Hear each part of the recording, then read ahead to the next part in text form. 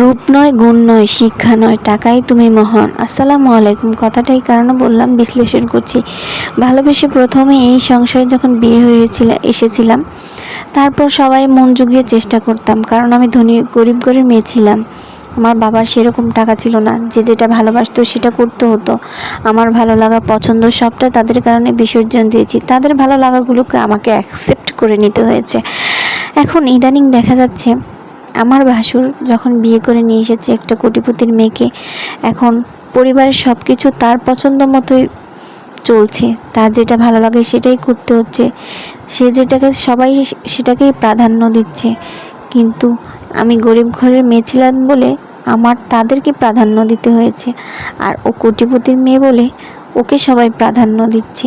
এটাই কি শ্বশুরবাড়ির নিয়ম, সংসার? তার বাবার কোটি কোটি টাকা আছে বলে এই পরিবার তাকে বেশি প্রাধান্য